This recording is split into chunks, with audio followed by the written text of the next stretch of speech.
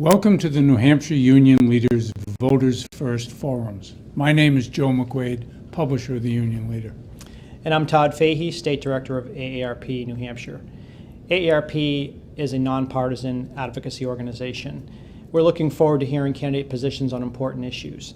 This year, we're focused on Social Security and what candidates will do to ensure that this program remains strong and available for future generations. If you're watching this live on YouTube, feel free to submit a question. And now, let's hear from a candidate. How you call it a landslide when he won such a low live. And we are happy that former State Senator Jim Rubens is here now running for U.S. Senate in a Republican primary, which is coming right up on us. And we've been talking off camera about you running an issue-oriented campaign. This series that we're doing and a special publication that'll be in the Sunday before the primary in the Sunday News is co-sponsored by AARP in New Hampshire, which is particularly interested this year in Social Security as an issue. Right. And going on your fine website, I couldn't find Social Security listed as an issue. Well, you find it in two places. You find it under our deficit problem, our debt and deficit problem, our fiscal problem, which is one of the three massive challenges facing Congress and the president.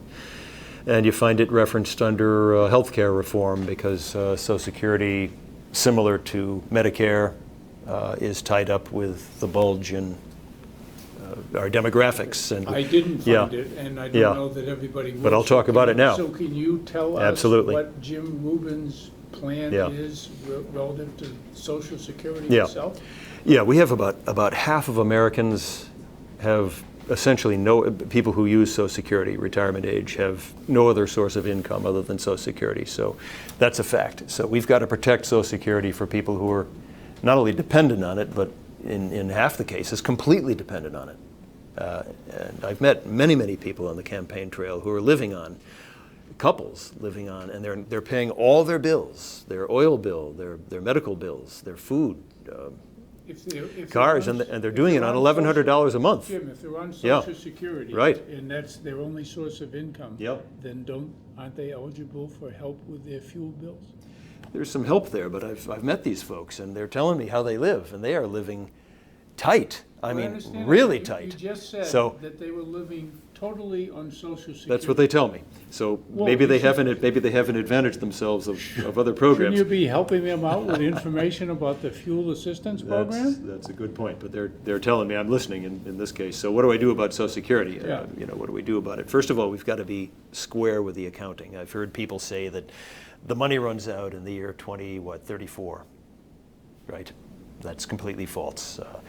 In 2015, last year, Social Security used $84 billion from the general fund. In other words, there's no money in the Social Security Trust Fund. Congress has spent it all.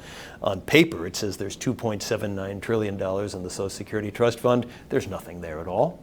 And so because of that... I thought Al Gore put it in a lockbox. Yes, well, the lockbox it might be there. I'd like to have a lockbox like that, but it's empty. There's nothing in it but air.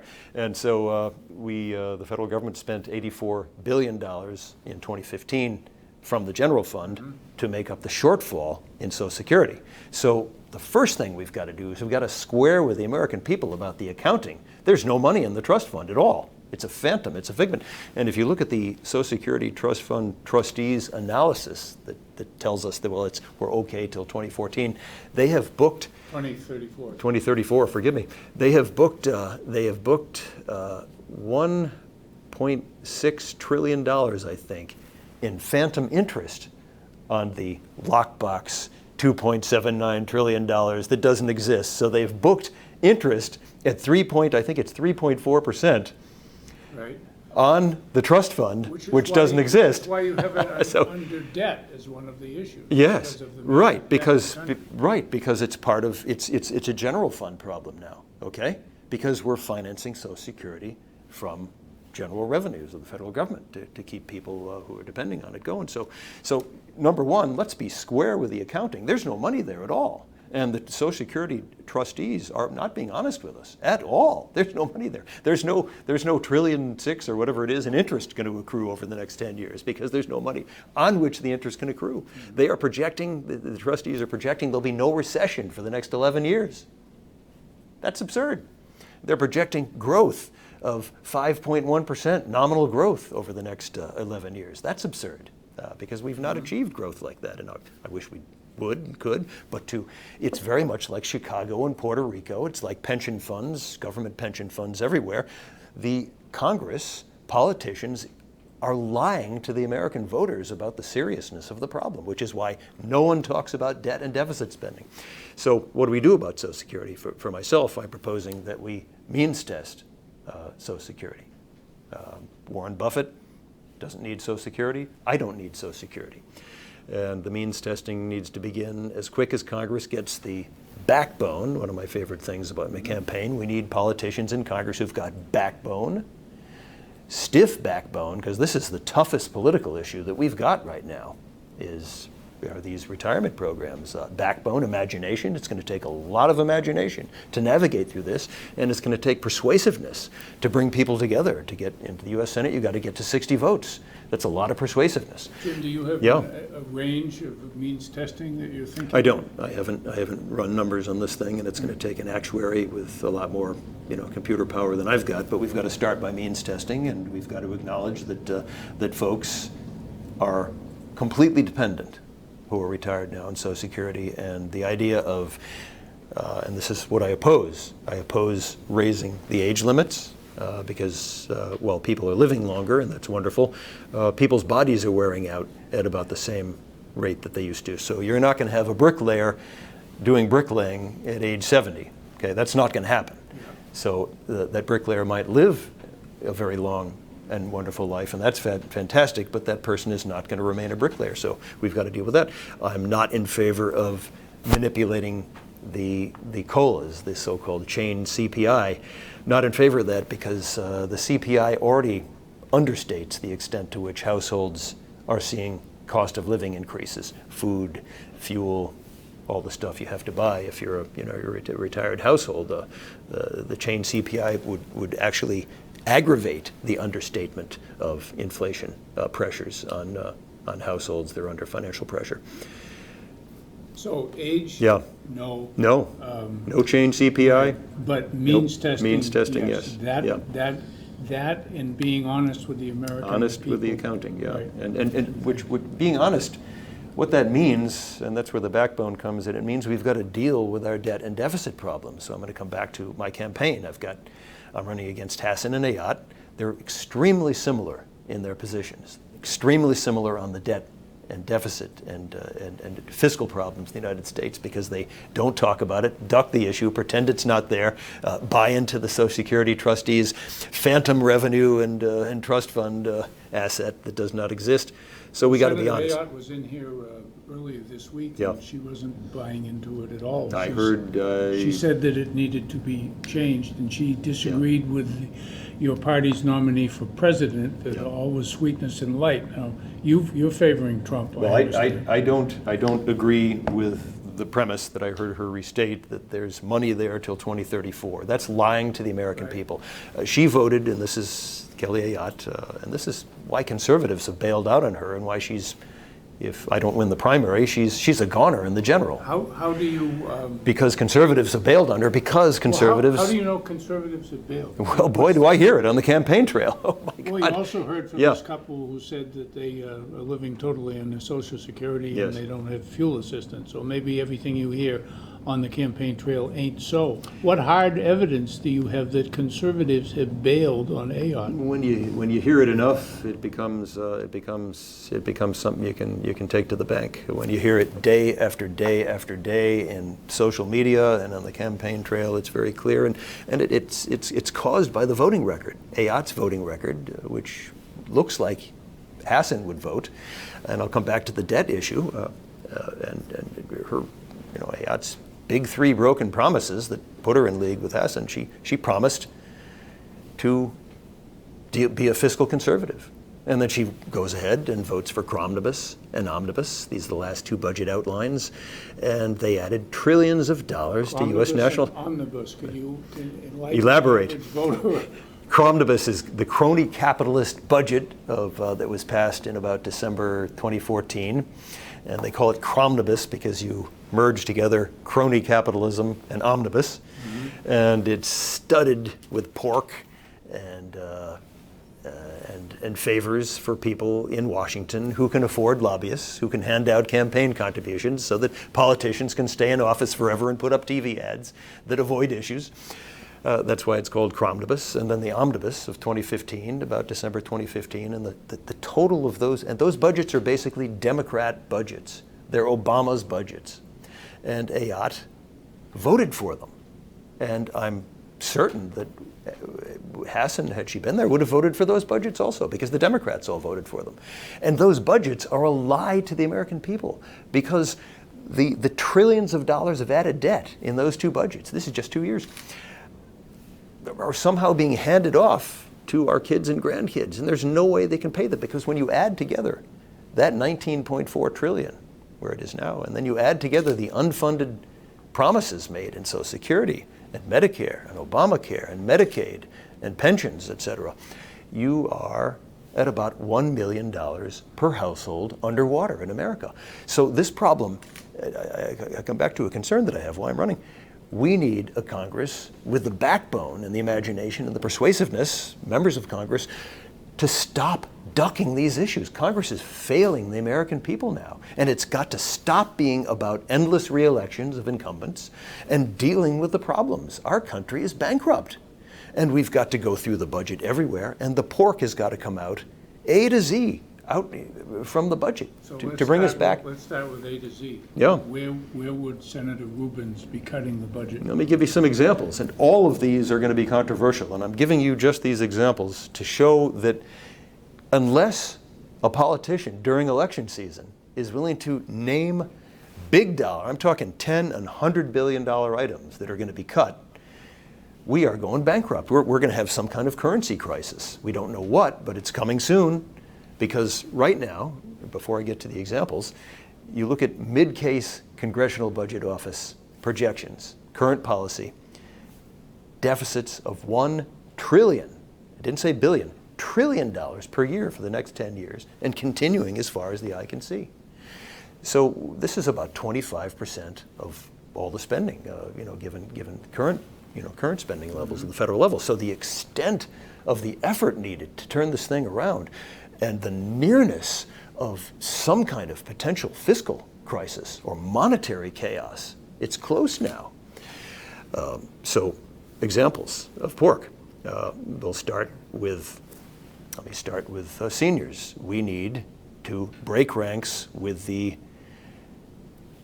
2,200 pharmaceutical industry lobbyists in Washington, and we need to allow the federal government, Medicare, to negotiate the cost of pharmaceuticals. That's going to save, because the federal government spends about $100 billion a year on pharmaceuticals. Medicare is a big purchaser, the biggest in the world, as a matter of fact.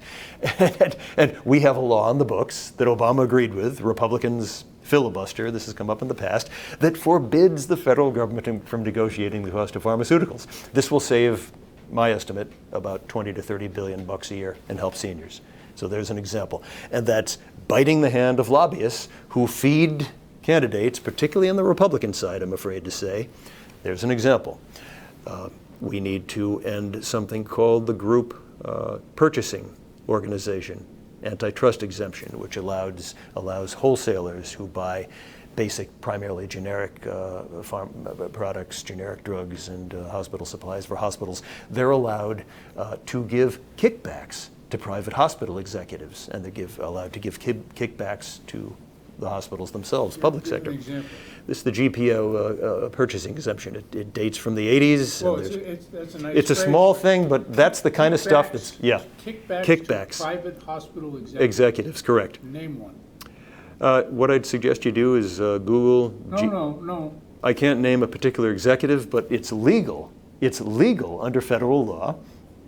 And I would encourage you to Google GPO GPO, and you'll find a website for an organization that's been struggling for public attention for about 2 decades to get this exemption off the books so that we don't run short on generic drugs, on the and we internet, don't it see must be true. propofol having price spikes, you know. Yeah. If it's Yeah. on the internet, it must be true, so thank you for that. Here's you're an right, example right. of pork. Yeah. I'm going to continue on pork. Well, the Yeah. highway you came Yeah. down from Yeah. from your Right. house to here. I Right. mean, we took federal money for that. Yeah. Would you get rid of federal highway funds? No, of course not, because we need good highways. I'm going to continue on pork, and I'm going to go into some controversial areas. Let's start with the defense budget, which, and again, my opponent, Kelly Ayotte, sits on a committee that voted for $10.5 billion of funding for the F-35 fighter. The F-35 fighter has a total lifetime program cost of about $1.4 trillion. About $400 billion has been spent to date. She just voted to add $10.4 billion this year. This airplane is purely an instrument of dispersion of pork barrel funding to congressional groups. It has failed in 17 dogfights against the 30-year-old F-16. It's ill-designed. It does not enhance U.S. national security. And voting for that kind of stuff, not only does it aggravate the budget problems, but it results because there are lots of lobbyists for the F-35 program. And part of there is components built right here in New Hampshire. Mm-hmm. So, you know, I'm illustrating some bravery here. It is a failed product, and by virtue of voting for the stuff where there are lots of lobbyists pressuring and paying politicians to vote for this, they have underfunded readiness. These are bullets, training, flight time.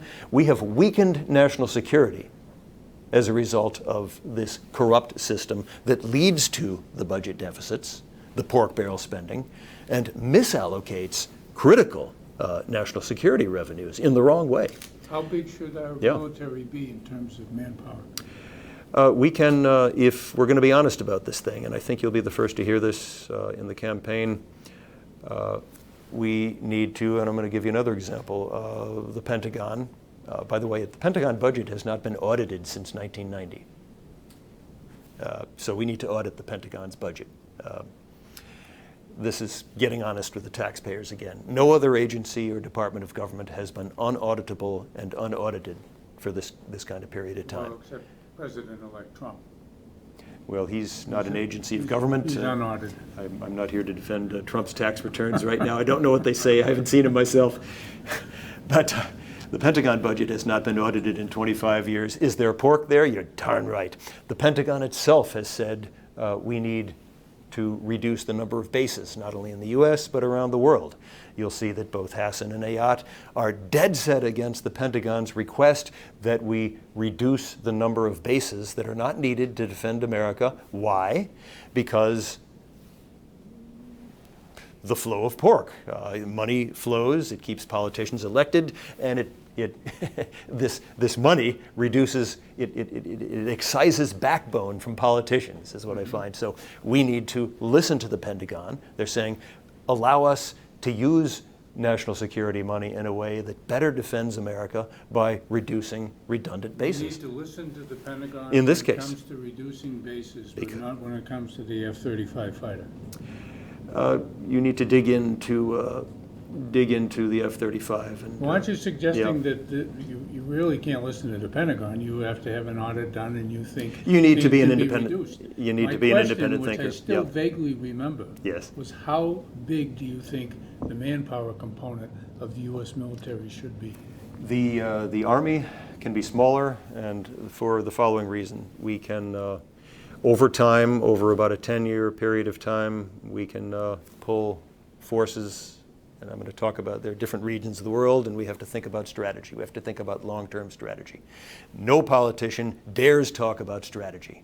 And if you want to get into this, we can.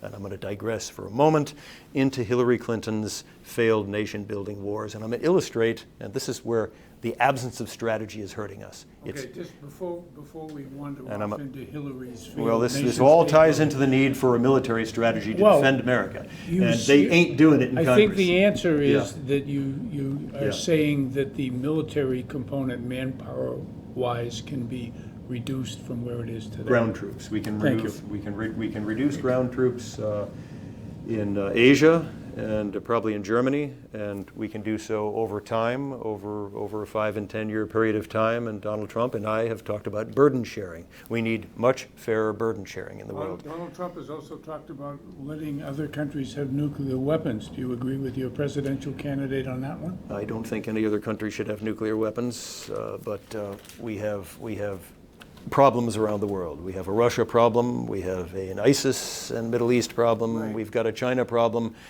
and we need to think about long-term, 10, 20, 30, 40, 50 years, what kind of defense strategy is required to keep Americans safe. We need secure borders. We need territorial integrity. We need to maintain a reasonable balance of power to prevent the next potential hegemon from threatening America, the sea lanes and the airspace that we need to keep secure for the purpose of global trade and maintaining a relatively peaceful world. This is a very big subject, and it'll take about an hour to get through it, and I've touched on briefly, without even getting into anything effectively, the need to refashion national security policy around the core need to keep America safe. And the policies... Donald Trump having access to the nuclear launch codes? Donald Trump will be inhibited by the fact, and this is part of my national security strategy if you get into detail, by the fact there's something called Article 1, Section 8 of the United States Constitution, which prevents anyone, and Obama's declarations and execution of war without approval by Congress, I believe to be unconstitutional. They're operating under an AUMF, and I'm digressing into another area. The authorization to use military force, dating from post 9/11, has no bearing and provides no authorization for the kind of engagements we're having right now. Donald Trump does not have the authority to declare or execute nuclear war without the approval by Congress, and I can conceive of no circumstance under which nuclear war could become an emergency as authorized under the Constitution, under Article 1, Section 8, that would empower Donald Trump to unilaterally declare and execute a nuclear war. So Congress, and I'm going to come back to my point here, Congress needs to impose upon the president and executive branch, because Congress has the power of the purse, a long-term strategy for defending America, right? Because that's the foremost responsibility of our presidential government. Does Donald Trump have the temperament to be president of the United States, given all these hot spots around the world? He has displayed rhetoric that I think I've endorsed Donald Trump, by the way, and I haven't backed off on that. Donald Trump's rhetoric has been hot and inflammatory, but I agree, and we digress off national security policy to Donald Trump. I agree with Donald Trump in three major areas, which is why I've endorsed him. Number one, he has indicated a willingness and interest in what some people call restraint in warfare and national security policy around the world. And I'm going to continue on the subject because we're digressing all over the place. I'm going to stick to national security policy. This is a campaign. And there are a lot of issues. And this is the big one that doesn't get debated. Ayad is dead wrong. Hassan is cheerleading for Hillary Clinton. Ayad is cheerleading for Hillary Clinton's failed nation-building wars. And I'm going to come back to what I was talking about 5 minutes ago. Libya.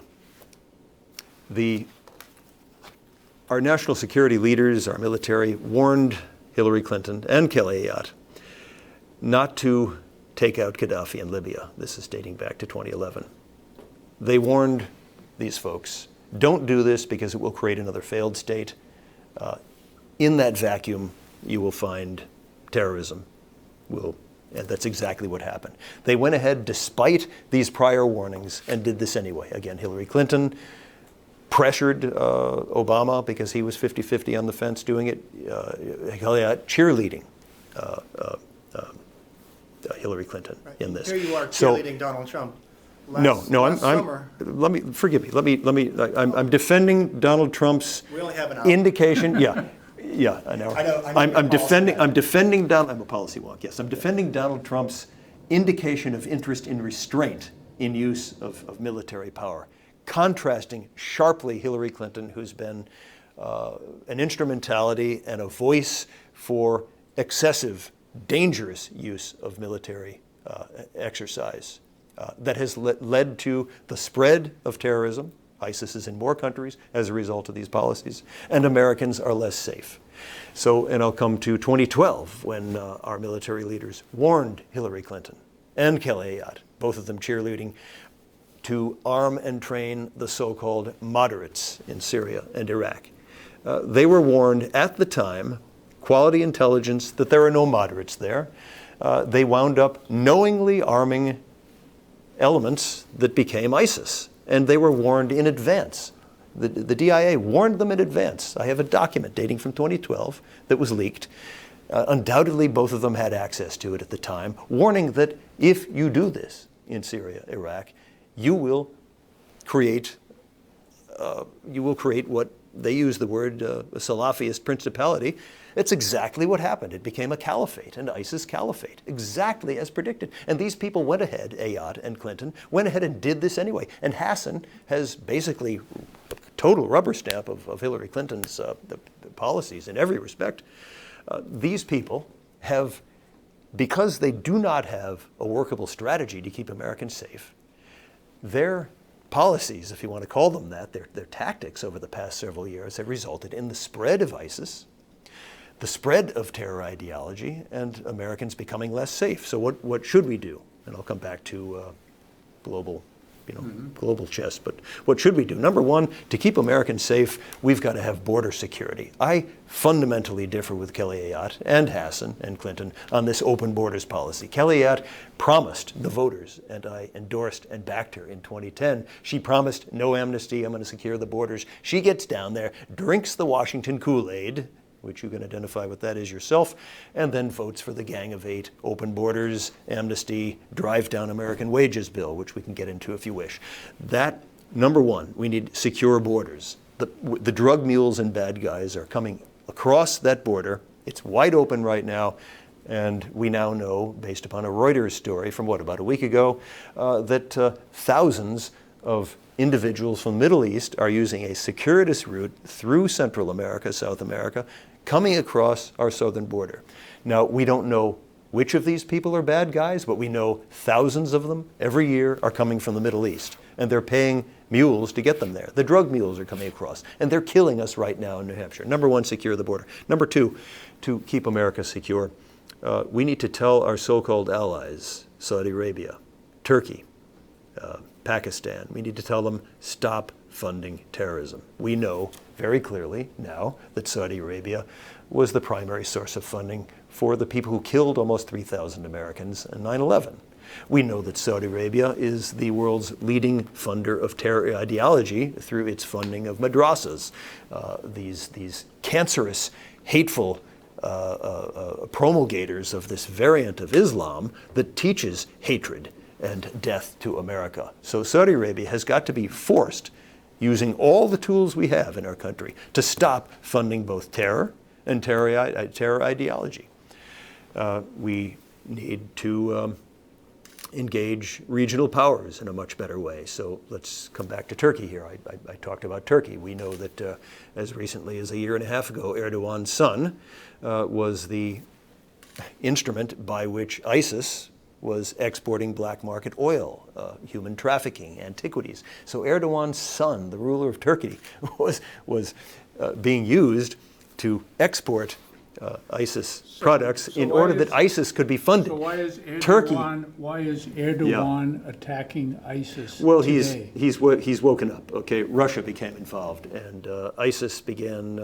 We think. Talk to his son about this? I don't know if he's talked to his son or not, but we do know that until very recently, about 60 miles of border along the south of Turkey and the north of Syria had remained open for the express purpose that ISIS could transact both currency and dollar transactions, and terrorists could pass back and forth across that border. Well, Turkey has woken up recently, in part, I think, because of the involvement of Russia.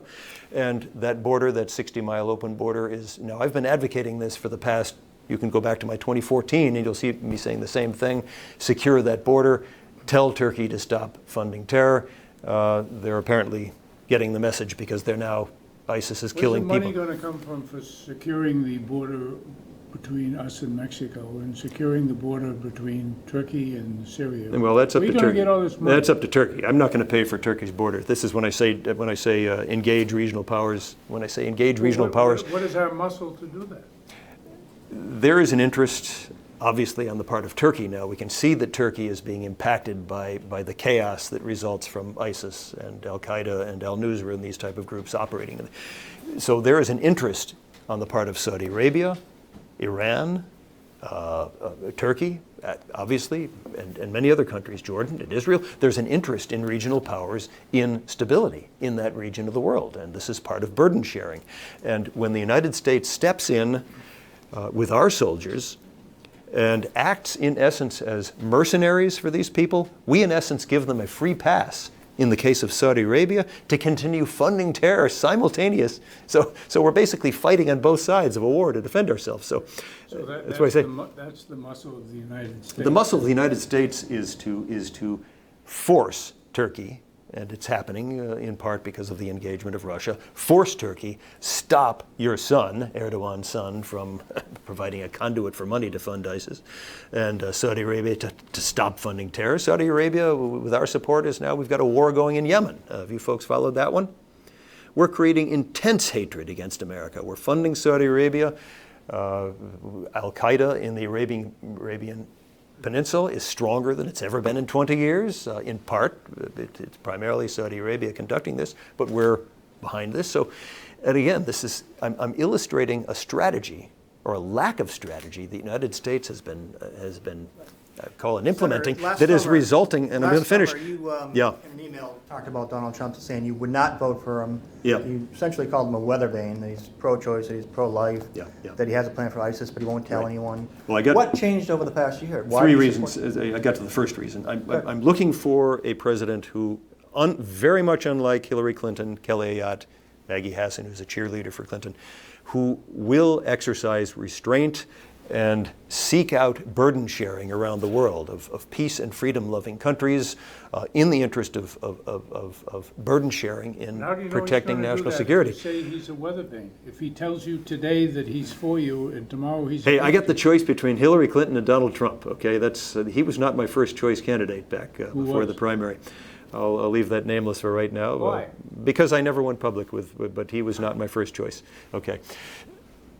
So, number one, he has indicated an interest in restraint and burden sharing, critical to not only fixing our budget deficit problem. He's indicated an interest in everything on every side of every Understood. issue, Jim. Understood. So how can you trust You've heard him? me say that in the past. Number two, I got Hillary versus Trump. Number two, I admire very much his promise to secure our borders and to deal with and to construct trade and immigration policies that support American wages. He's just changed that in the last 2 days. I'm monitoring this carefully. Let me say that, okay? But this is my position. We need secure borders, okay? We need trade Well, and then you immigration should be running policies that for are pro-Americans. I'm running for United States Senate because these policies are set in Congress. The president can do bully pulpit Right. stuff, but laws are made, the budget is made in Congress, and laws are made in Congress, and the laws are repealed in Congress. And thirdly, I admire Donald Trump's statements, similar to Bernie Sanders, that expressed frustration among the American people about Washington being so totally bought and paid for. We have a corrupting system in Washington that takes good-hearted people, they get down there, and the first thing you're told to do is go in a dark room across the street and get on the phone and start raising money from lobbyists, okay? And it's corrupted. And this kind of corruption has resulted in Congress's inability to fashion policy in the interest of the American people. And I'm going to give you an example of this, and this ties back to Trump, trade and immigration policies. Okay, that Gang of Eight bill that Kelly Ayotte promised not to vote for and then voted for, that contained a doubling of H-1B visas. Okay, we know that H-1B visas are being seriously abused, including right here in New Hampshire. Companies like Intel, like EverSource in Connecticut, are taking good-paying American technical software engineering jobs, and they're replacing them with H-1B visa folks who work at just over $60,000 a year because of a loophole in the H-1B visa law that says you don't have to prove that Americans are not available to do that work. Kelly Ayotte voted for a doubling of H-1B visas in the Gang of Eight bill. She's been a co-sponsor of this I-squared bill, which would triple H-1B visas. So we need immigration policies that support American wages, not drive down American wages. Why would a member of Congress vote for a bill expressly designed to drive down American wages?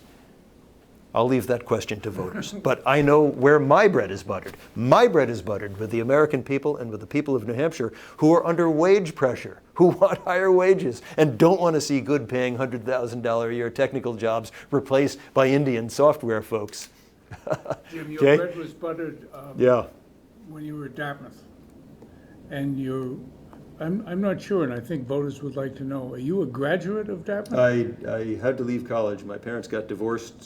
So you when were I was- like me, you attended. I attended. That's a great word. I attended. You attended I Dartmouth. attended. For I how finished- long did you attend? I largely finished my chemistry major. I had to leave in my junior year, late in my junior year. I think it was spring. Parents got divorced, ran out of money, and I was out in my Well, you must out in my have keister. must have enough life experience now to have a couple of degrees.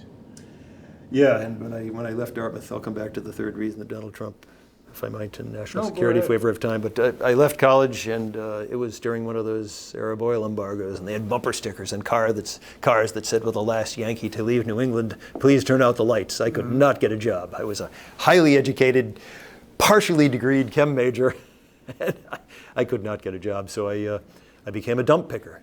That's the job I could get. And that's when dumps were dumps, and I would take my bicycle because I couldn't afford a car, and my bike rack would go to the dump after they'd usually be a road agent would burn the dump. They'd torch it once a week, and I'd go over that bank and I'd collect copper and brass and put it in my bike rack, and I'd take it to the junk dealer and I'd sell the copper and brass, and I was able to earn enough money to buy my first apartment building on the wrong side of the tracks that I built up and added, and I got a couple of second mortgages and started investing, and I started 10 companies. I now invest in startup companies, and I built myself back up basically from definitely the bottom. Yeah. Where are you from originally? I born in Brooklyn, New York, grew up in Connecticut, came up here 47 years ago to go to college, and stayed around here. So a little bit of personal background.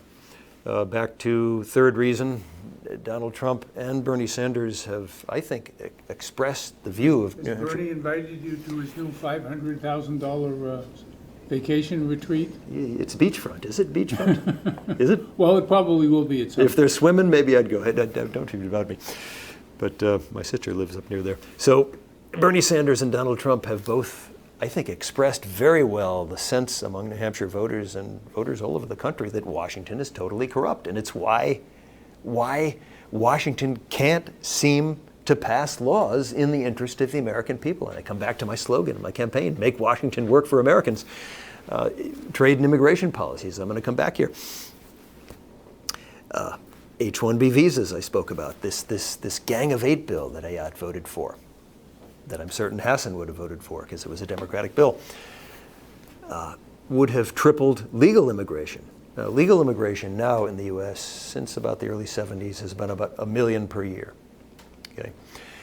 How much of that is those H-1B visas, or is that not part of it? That's a small part of it. Most of it is for other reasons, but it's about H-1B visas right now are between 65 and 85,000 a year. Right now under current law, that's fluctuated over time. But that Gang of Eight bill would have tripled legal immigration, apart from giving amnesty to the 11 million or so. So it would have added 30 million additional legal immigrants to the U.S. population over its first 10 years.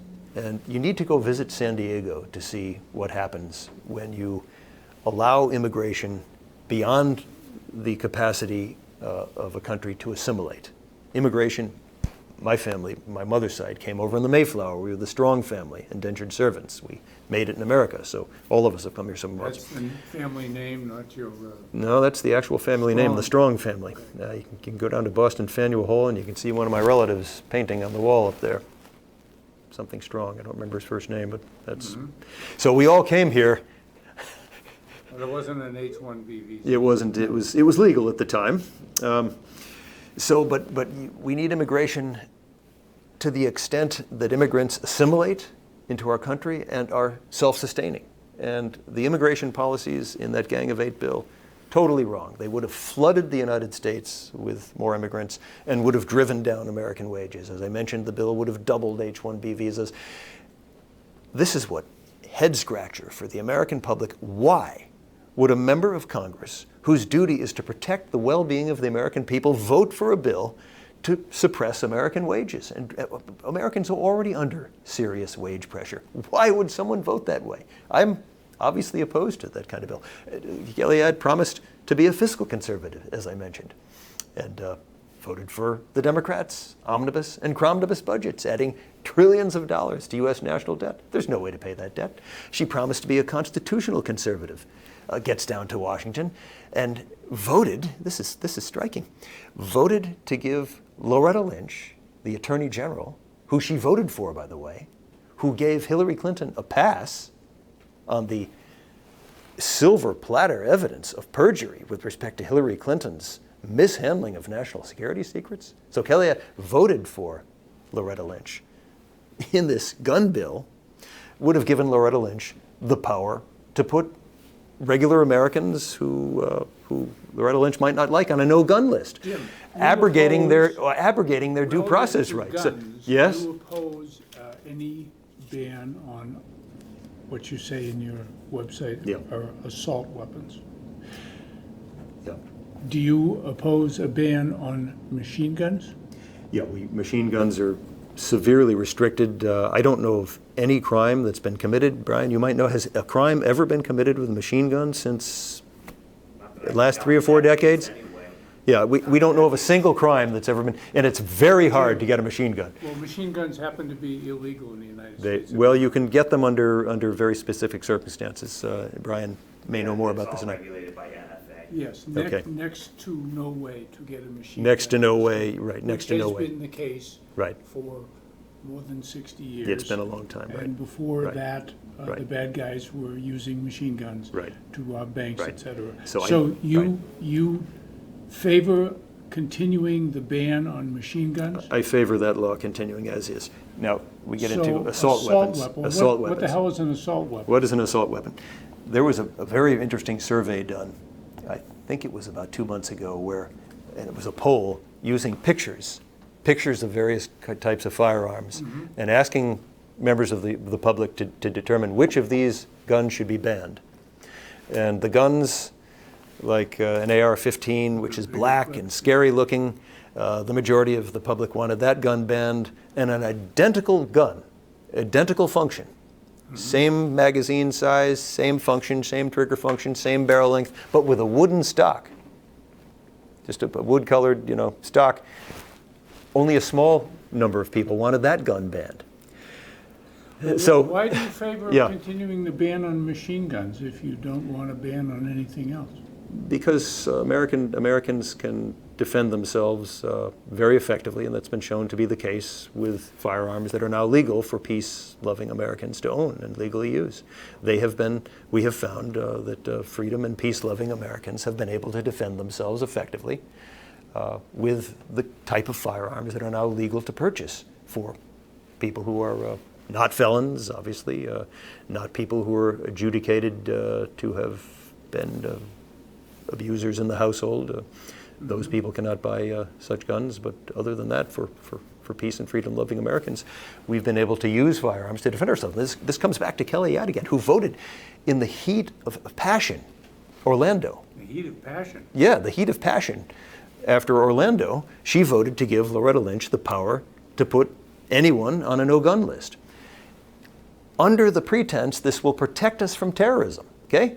The Second Amendment is in the United States Constitution. Specifically, we now have enemies on American soil, okay? We have lone wolf terrorists on American soil operating to kill us. The Second Amendment is in the Constitution to give and protect and guarantee that freedom and peace-loving Americans can use their rights under the Second Amendment to defend themselves, their families, their property, their community. But not with machine guns. not with machine guns, but with an AR-15, with a handgun, okay? So I fundamentally differ with Kelly Ayotte in caving into the Democrats. For what reason? Maybe it's politically popular, but it certainly is not constitutional, and it certainly will not keep America safe. So why does Michael Bloomberg and the anti-gun pack out to get Kelly Ayotte at every opportunity? Do they fear something that you don't? They see someone trying to be on both sides of the issue. Okay, you can't be on both sides of the United States Constitution. Whether it's the First Amendment or the Second or the Fourth or the 10th Amendment. And Kelly Ayotte has attempted to be on both sides of issue after issue after issue, Jim, and you're going to create enemies on both sides when you try to be on both sides of every issue. How do you intend to change the U.S. Constitution when you have your constitutional convention? I am not in favor of a constitutional convention. You're not? No, I'm not. I must have read that wrong on your website. You maybe have read something from the John Birch Society that describes there's the Fifth Amendment to the United States Constitution. Provides two means of amending the Constitution. Mm-hmm. One is all 27 amendments have been proffered by Congress, and then they come back to the states, 3/4 of which are required to pass. In the first 10 amendments, the Bill of Rights, was forced upon Congress by that other instrument in the Fifth Amendment, which allows states, should the states all adopt resolutions asking for a convention to propose amendments, and that's language out of the Constitution, a convention to propose amendments.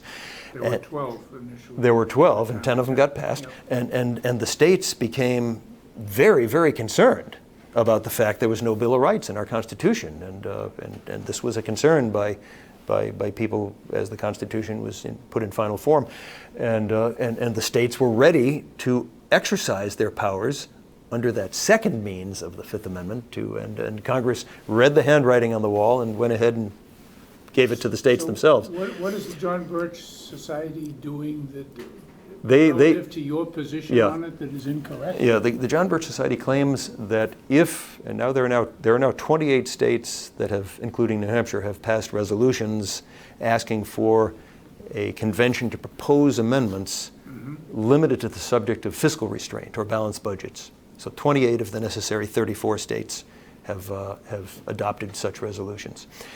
The John Birch Society claims that the folks, the delegates, will run away and they will breach the Constitution.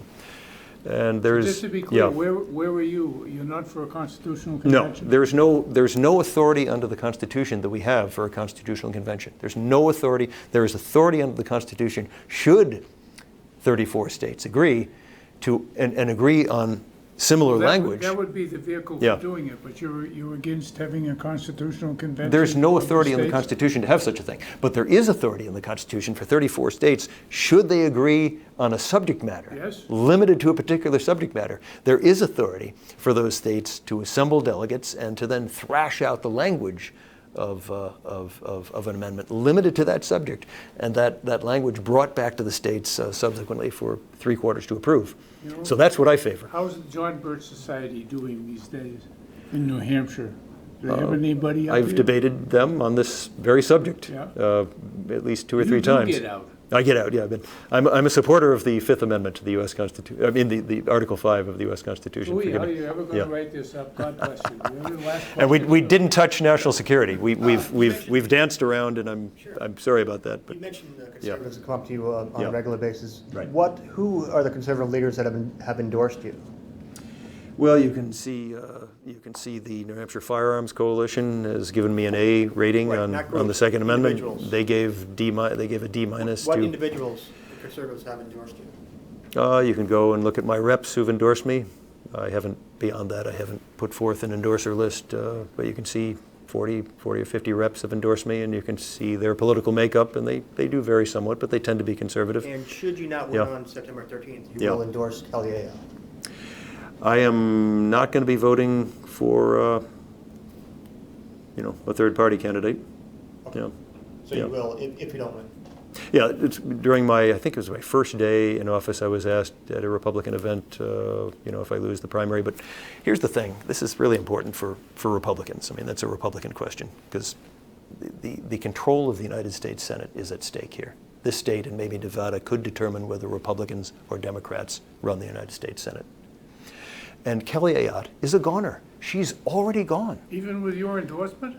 My endorsement will mean nothing, okay? Because I'm not going to drag conservatives to vote for Kelly Ayotte because she has basically spit in the face of conservatives for 5 years, and based upon her voting record. When you vote for ESSA to give the federal government the power to determine what state education plan should look like, there's no provision in the Constitution. This inflames educational freedom, people. When you vote against the Second Amendment, people who are second. Let me get one more question. Yeah. I can barely get through these answers. The 10th So Amendment. name the conservatives. The 10th Amendment Yeah. gives states Yeah. states should be Yeah. able to legalize Yeah. marijuana, as you said. Yes. You support legalizing it. On No. your website, you say I support giving states the right to legalize, tax, and regulate as the states see fit. so you do not support legalizing. I support Congress giving states authority under the Second Amendment to do it, like with alcohol and cigarettes, for example, which nicotine and alcohol far more serious and addicting drugs than. Do you have a position one way or the other? I support the federal government granting states, like the state of New Hampshire and all the others, the right to legalize medical and recreational marijuana, should they wish, and tax, regulate. Recreational marijuana. I would, if I were in the legislature of New Hampshire, I would vote for that. And you can go to my website, you can see very specific restrictions on how that would be done. There would need to be labeling, and you need to. We've learned a lot of lessons from the other states. Remember, there are 4 states that have legalized recreational marijuana illegally under federal law. There are 20 some odd states. New Hampshire has legalized medical marijuana. Okay. Talk about at Hanover Yeah. High School, your local Yeah. high school. You Yes. say it can be, and I'm quoting, marijuana can be had for Free. for the asking Any day of the every week. day. Yeah. Right. Have you talked to the police chief in Hanover about this? My son has told me about this. My son is not in Hanover High School right now, but he was until last year, and he told me what happens down there. It's a lot of rich kids, and so and this Subsidized by the damn rich. subsidized by the damn rich. But this gets back to It's free. yeah, this gets back to the drug war question, that's really the envelope around this thing. We've got an opioid crisis in New Hampshire, right? We have, 429, what is it, last year? There's that many gun deaths in Chicago so far. Yeah, well, I'm just talking about opioids here in New Hampshire, and we got opioid problems here. First of all, we got an open border, and the drug mules are walking across the border with the fentanyl. We now know the fentanyl is the cause of probably 2/3. Which the drug cartels in Mexico. In Mexico. Has gotten into big time because the marijuana market for the drug cartels in Mexico has dried up because the United States has been legalizing. See, it. that's the thing with legalizing drugs. What they've learned in Switzerland, when you take the crime out of it, you take the criminals out of it. So I'm going to get back to the drug war here. We got an open border, the fentanyl's coming across, it's killing us. So we have... So it should be legalized. Marijuana the states should be authorized, But not fentanyl. in my view, not fentanyl.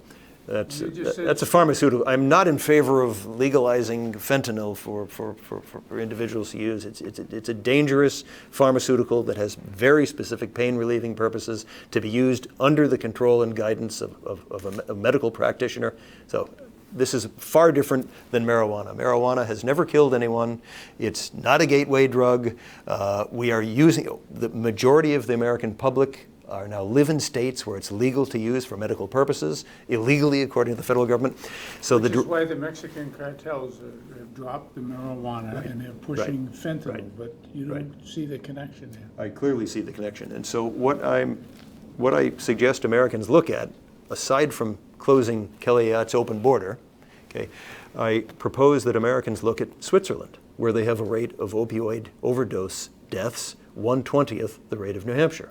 1/20th the rate of New Hampshire. Is opioid legal in Switzerland? What they do in Switzerland, this is one model, they have medically assisted therapeutic places where drug addicts, so these are particularly the most serious kind of addiction, or the opioids, where drug addicts, rather than committing crimes to get money and going and buying drugs that they're addicted to on the black market, which leads to more crime and death. 100,000 Mexicans have died in this drug war since 2007, driven by U.S. demand. In Switzerland, they have determined that instead of the drug war, they are implementing what I support, which is called treatment on demand. Remember, I wrote a book about addiction, the psychology of addiction. I co-founded Headrest, which is one of our state's first drug abuse, alcohol abuse, addiction crisis centers.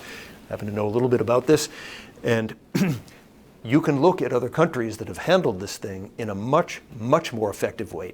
If you look at Switzerland, dramatic reductions in Hep C transmission, dramatic 90% reductions in AIDS transmission, dramatic 90% reductions in drug-related economic crimes by virtue of switching from a prohibition incarceration approach to a treatment on demand approach. So on my website, you'll see this incredibly interesting interview I did at the Cheshire County Jail. I'm the first politician who's gone in there since the new jail was built in, I think it was 7 or 8 years ago. The commissioner there has been inviting politicians to come in for years. I'm the first one to go in. So he gave me 2 hours to interview prisoners, and Brian taped the thing. It's on my website. And we asked the prisoners in there, they were women in this case, all dressed in orange, and I was in black. Orange for them is the new black. And I asked them, I said, why are you all here?